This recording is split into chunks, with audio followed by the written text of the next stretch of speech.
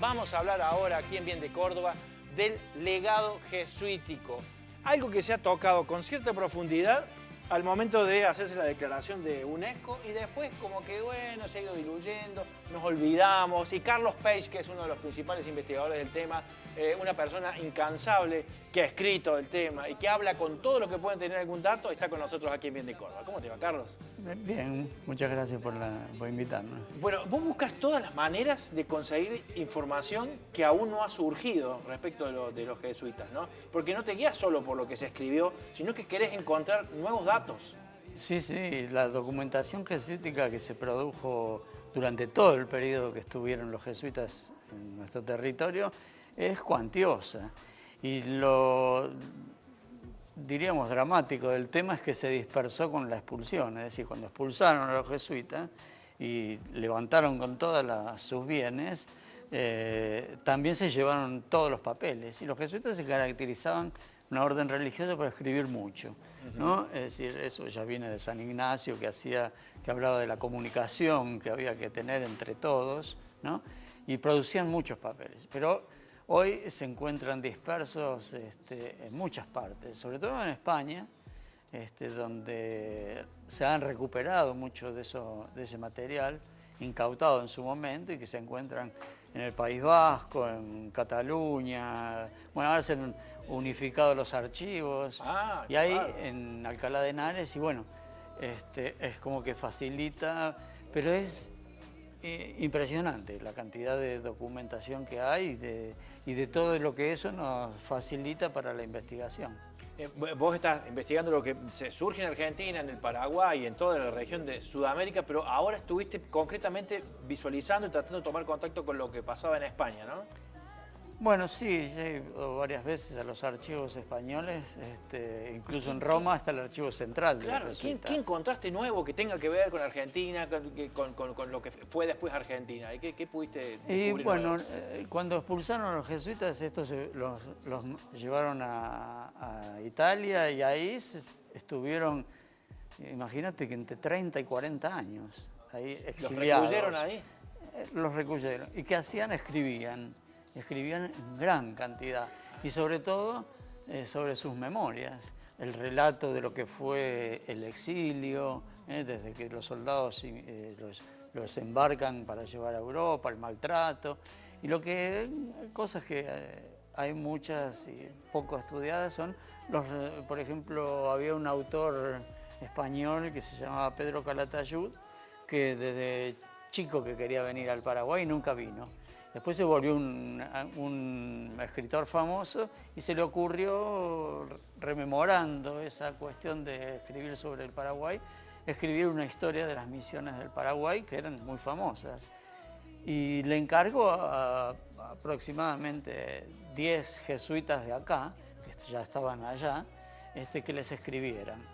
Entonces, cada uno de esos relatos sobre lo que pasó, lo que estaba pasando, fue verdaderamente, son documentos extraordinarios, ¿no? Capítulos de la historia que estaban escondidos, Carlos. Sí, esos nunca se han publicado. Yo vengo publicando cosas, documentación inédita, pero esto último que he visto es muy interesante porque hace un pantallazo general de toda la provincia del Paraguay. Habla del Colegio de Córdoba, de las estancias, de las misiones, y uno de los principales de estos autores que trabajó Calatayud es un tal Casado, ¿no? Un jesuita de acá. Pero Calatayud se murió y no pudo escribir su historia, pero sí todo ese aporte que recibió de los jesuitas del Paraguay se conserva.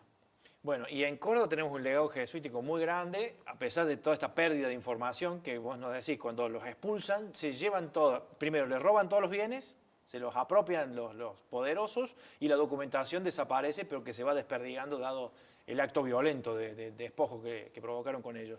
Ellos vienen a Córdoba, puntualmente, la misión que tenían los jesuitas en una tierra como la tierra de Córdoba, que no era como la conocemos ahora, ¿no? Que había muchísimo por hacer. ¿Qué querían, qué venían a hacer los jesuitas a Córdoba?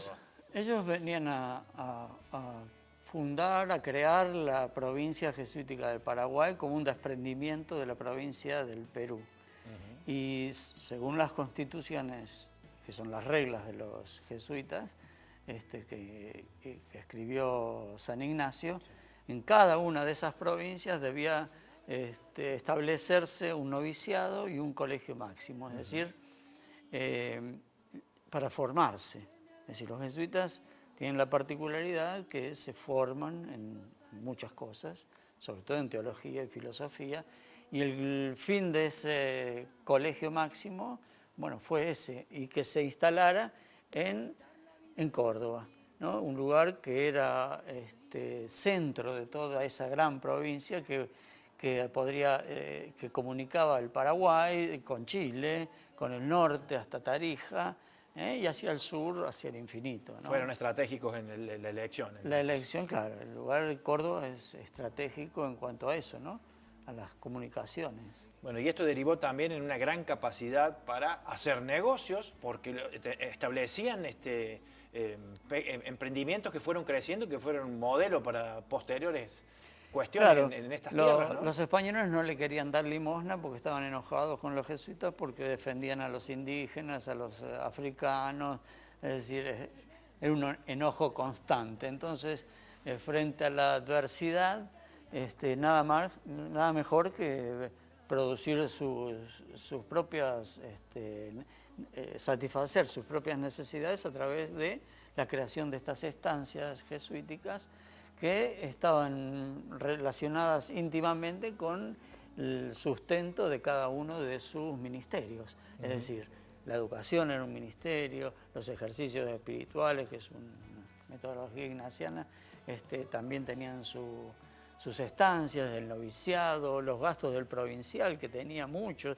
porque tenía que traer cada tantos años, renovar el plantel de jesuitas, y iban a la Europa y traían entre 10 y 30 jesuitas nuevos que iban aumentando cada vez más la planta, digamos, de la Compañía de Jesús acá. Eran mal vistos entonces por el poder de aquel momento porque eran una especie de competencia, ¿no? Hasta a nivel político. Claro, en principio eran mal vistos por defender a los indígenas, y después, cuando ellos desarrollan todas estas estancias, en donde no tenían herederos que se despilfarraban su herencia, al contrario, esto cada vez crecía más, el siglo XVIII era un capital inconmensurable, ¿no? Y de hecho los territorios de las estancias son enormes, ¿no? Si bien no valía mucho la tierra, pero el desarrollo y la producción, bueno, eso también causaba molestia en los españoles. Esa fue una de las causas por las cuales fueron expulsados. Sí, pero esto venía ya de más arriba, ¿no? El rey de España bueno, hubo muchas, y bueno, y todos estos españoles los acusaban a los jesuitas ante la corona de todo lo que te imagines. Entonces, bueno, llegó un momento que se tomó la decisión de expulsarlos, y después, como si fuera poco, de extinguir la Compañía de Jesús, es decir, de que desapareciera la orden religiosa como tal. Bueno, y eran muy habilidosos, vos me lo señalaste en otra entrevista, con el tema de los negocios en realidad, los primeros negocios, la crianza de la mula. Y claro, la mula era como la soja de hoy. Como la soja de hoy eran las claro. mulas, que en Córdoba se criaban muchas mulas. Sí. ¿Y qué pasaba cuando querían vendérsela al Perú y la competencia que tenían? Te quedó eso, Me quedó, porque es muy interesante, porque los españoles también criaban mulas y tenían sus estancias, pero las llevaban al Alto Perú, y las mulas llegaban destruidas, así. Iban caminando flacas, las mulas, sí, iban todos caminando.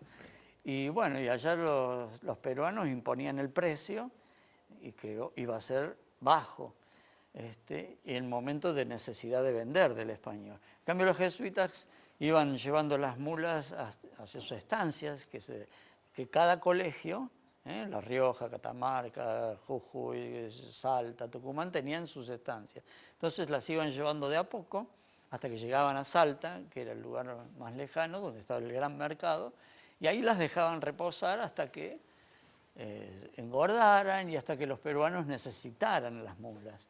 Entonces esa diferencia implicaba venderlas al triple de lo que lo vendían los españoles, ¿no? Un gran negocio, fruto del esfuerzo, también del conocimiento también, hay que decir. Sí, sí, conocimiento y bueno, esta cuestión de tener toda una red de estancias, porque no eran solamente las de Córdoba. Había alrededor de 50 estancias en todo lo que es el actual territorio argentino, y bueno, y se intercambiaban.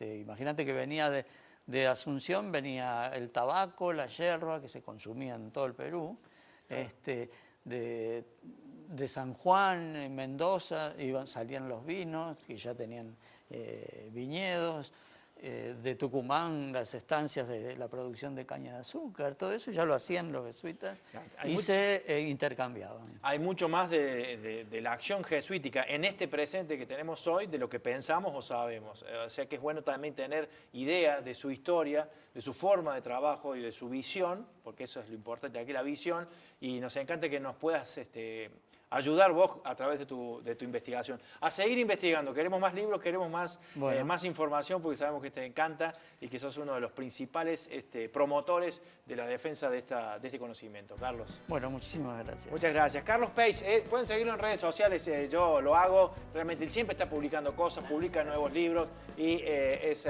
una de las eminencias que tenemos en nuestra Córdoba. Además conoce las cuestiones arquitectónicas que derivan de los jesuitas.